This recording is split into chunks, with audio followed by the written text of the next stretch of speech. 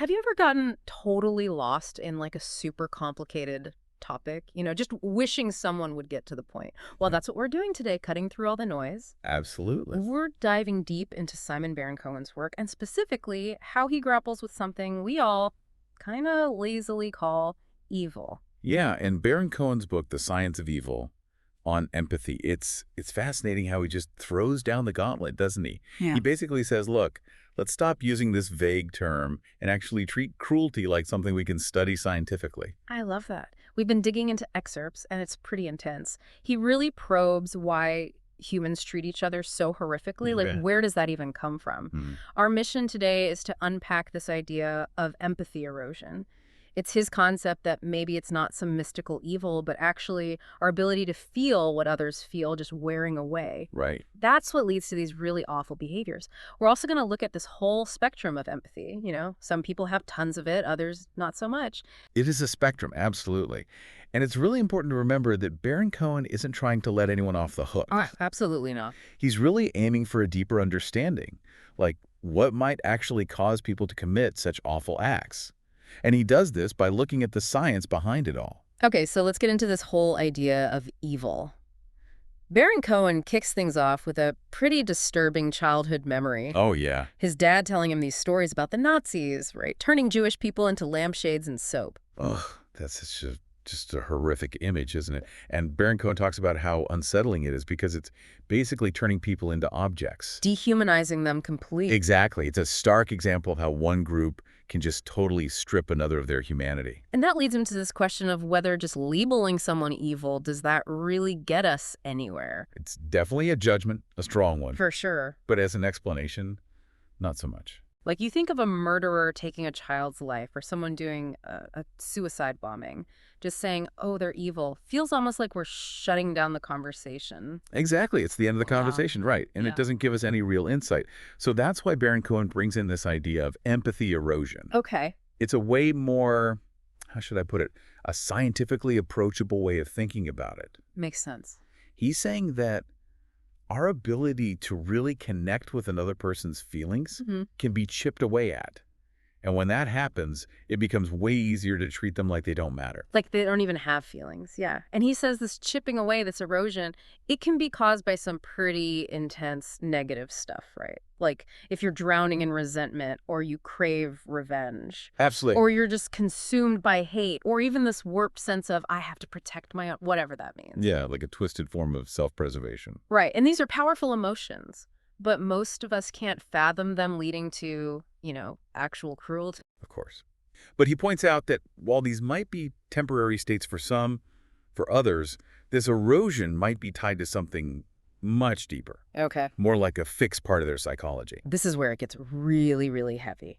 Because he looks at these extreme examples of empathy just collapsing. And I mean, globally, yeah, some of the cases he brings up are just, stomach churning. You've got Joseph Fritzl, who imprisoned his own daughter, abused her for decades.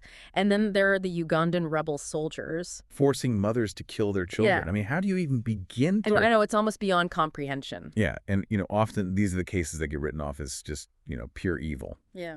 But Baron-Cohen really pushes back on that. He does. He says, look, think about the massive breakdown in empathy that has to happen for someone to inflict that kind of suffering. Especially on your own family. Right. He also points to these historical atrocities like, the Armenian genocide, the violence in Congo. It's like, this isn't a one-time thing or limited to just one culture. No, this capacity for just shutting off empathy, it seems like it's a part of human nature, unfortunately.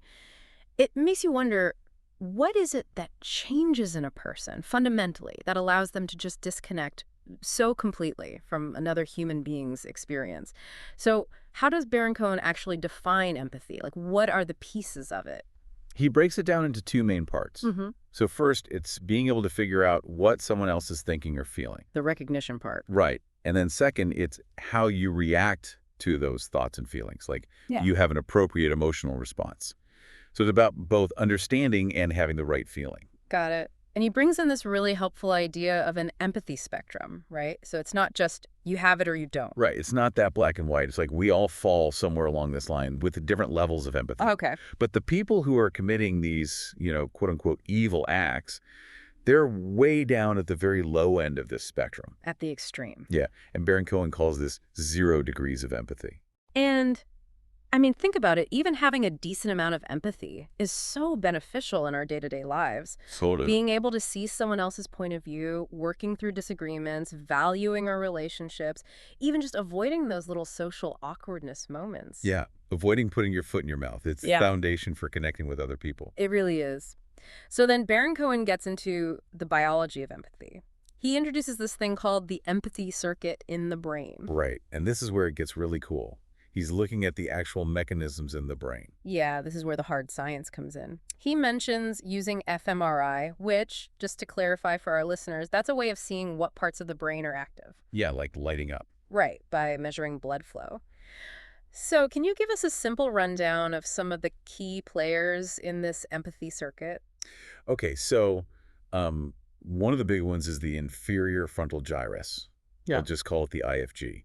You can think of this as your brain's emotion decoder. So it helps you recognize what others are feeling.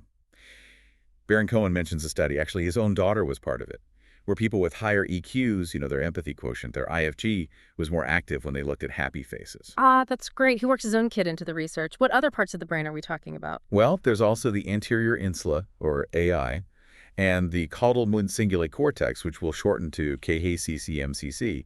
And these guys, they're involved in both feeling emotions ourselves and recognizing them in others. Okay. And that covers everything from like happiness to disgust, even pain. There's actually some cool research suggesting there might be subtle differences between how men's and women's brains respond here. Really? Yeah, like when they see someone they consider unfair or unlikable experiencing pain, the activity patterns might differ slightly. So maybe our brains have like little empathy filters based on our social judgments. It's possible. Then there's the somatosensory cortex. That's the part of your brain that deals with touch.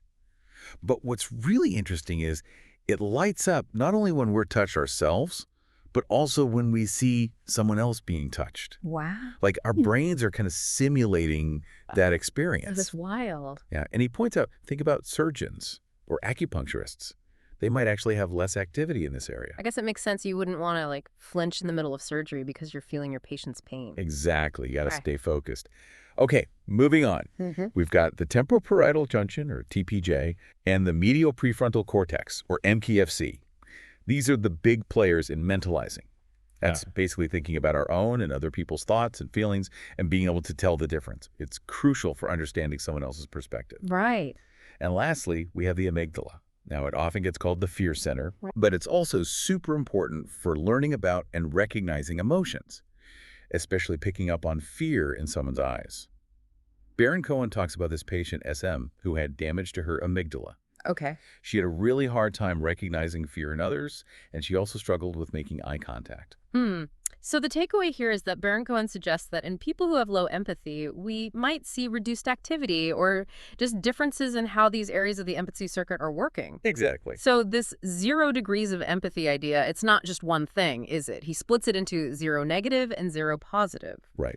So let's start with 0 negative. He says this doesn't automatically mean evil, but it does mean there's a higher chance of someone being, well, on the receiving end of bad behavior. Absolutely. It's not a moral judgment. It's more like a description of this state where someone has very low empathy. And that, unfortunately, often has negative consequences for people around them. He identifies 3 main types here. Type B, which lines up with borderline personality disorder, type P for psychopathy, and type N, narcissistic personality disorder. Got it. Let's unpack type B, the borderline personality disorder. He uses this case study of someone he calls Carol. She's got this deep fear of abandonment, tends to be self-absorbed, has really intense and rocky relationships, impulsive behavior. Yeah, Carol's story really shows the inner turmoil and the relationship struggles that you often see with type B. He talks about this "I hate you, don't leave me" dynamic. Oh, yeah. And that really captures those contradictory behaviors. Mm-hmm. He also goes into her rough upbringing, which is often considered a factor. Like her mom was neglectful, her dad was inconsistent, and she experienced some early trauma. Right. And he points out that type B, it's actually pretty common, both in general and even more so in mental health settings, and that people with type B struggle with both understanding and responding to other people's emotions. Yeah. Plus, they can get stuck in this black and white thinking, which is called splitting. Oh, yeah, the splitting. What's really fascinating is when he connects this back to what's happening in the brain. Oh, right. Studies have found underactivity in some parts of the prefrontal cortex and the temporal cortex, and also reduced activity in key empathy areas like the amygdala and the ECCC-MCC when they're thinking about being abandoned. But then on the flip side, they can show increased activity in the amygdala when they're faced with negative stuff. There's even a study where they didn't show the usual brain responses related to trust in these trust games. So there really does seem to be a neurological basis for these struggles. Absolutely. Now, what does Baron-Cohen say might cause type B? He brings up the blame the parents idea again, right? Yeah, that comes up a lot. This perspective, it comes from a lot of theories about early relationships and psychological development. Okay. It really highlights how crucial those early years are. Neglect, abuse, inconsistent parenting, all that can mess up the process of developing a stable sense of self. And your ability to form healthy attachments. Exactly, and to develop those empathic connections. He even uses Marilyn Monroe as an example, saying maybe her early experiences contributed to some type B traits. It really shows how those early years can have a huge impact on our ability to empathize. It's foundational. Okay, let's move on to zero-negative type P, psychopathy. He talks about this guy he calls Al, who, did something violent and showed zero remorse. Yeah, Paul's case is a classic example, sadly. The self-centeredness, the lack of empathy, the potential for violence, it's all there. Mm. And his history, having behavioral problems in childhood, like cruelty to animals, lying, aggression, that's typical too. And this isn't just about criminals, right? He says psychopaths only make up a small percentage of the general population, but that percentage skyrockets when you look at people in prison. He also lays out some of the hallmark traits of psychopathy, like superficial charm, lack of guilt, being incredibly self-focused, and having a hard time forming lasting relationships. And it's important to remember that lack of guilt piece. It's not the same as a lack of anxiety, like Baron-Cohen points out. Okay. A psychopath might not feel bad about hurting someone, but they also might not feel anxious about getting caught. And there's this lack of insight thing, too. They don't really grasp other people's perspectives or the impact of what they've done, and that's closely linked to their poor empathy. This whole idea of psychopaths as snakes in suits, functioning in society but without any obvious signs, it's pretty disturbing. Oh, no, right. So what about the brain differences with psychopathy? Well, studies have found a blunted response in the amygdala when they see someone else in distress, which makes sense given their lack of empathy and remorse. Right. There's also reduced activity in the orbitofrontal cortex, or OFC, and the ventromedial prefrontal cortex, or VMPFC. Those are areas involved in social behavior and moral decision-making. Interesting. And again, early experiences seem to be a factor in type P too, right? Absolutely. Uh-huh. Parental rejection, inconsistent discipline, abuse, neglect, all that stuff. It often leads to what's called insecure attachment, which is this concept from Bowlby's attachment theory. He also talks about Peter Fonagy's theory about how a child learns to understand their caregiver's mind. And basically, if you have negative early experiences, that development gets messed up, which is bad news for empathy. So for both type B and type P, it seems like a difficult early environment can play a huge role. Common thread. He also mentions James Blair's violence inhibition mechanism, or VIM theory, when talking about psychopathy. Oh, yeah, that's a cool one. The idea is that most people have this automatic response when we see someone in distress. It stops us from hurting them. But Blair thinks that in psychopaths, this VIM is underactive. So they don't have that same aversion to causing suffering. That's a pretty powerful idea.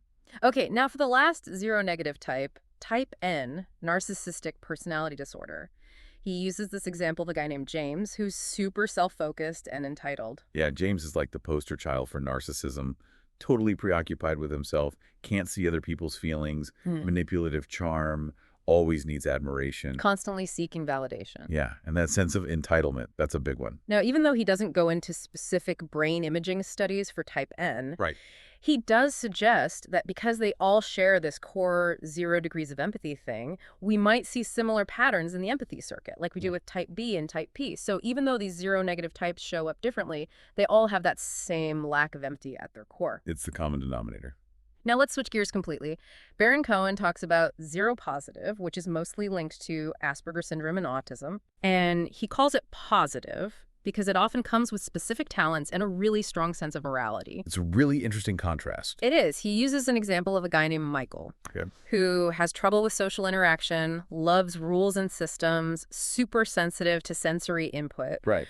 but also has this huge desire to be truthful and fair, even if he struggles with understanding other people's emotions. Michael's story shows us how differently people on the spectrum experience the world. Their empathy challenges often go hand in hand with these amazing abilities in systematic thinking and pattern recognition. Exactly. And he talks about differences in brain activity in zero-positive folks. Like, they have overactivity in what he calls the systemizing network and different patterns in the empathy circuit compared to the zero-negative types. Yeah, totally different activity patterns. And he introduces this concept of systemizing, which is basically the ability to analyze patterns, figure out how things work, whether it's a machine or a bunch of rules, it doesn't matter. He says there's a spectrum of systemizing abilities. And people with Asperger's often score very high in certain areas. They're master systemizers. They are. So the big question is, why do low empathy and strong systemizing often go together? It's like the brain is wired to prioritize logic over emotions. Yeah, that's one of the central mysteries of the autistic spectrum.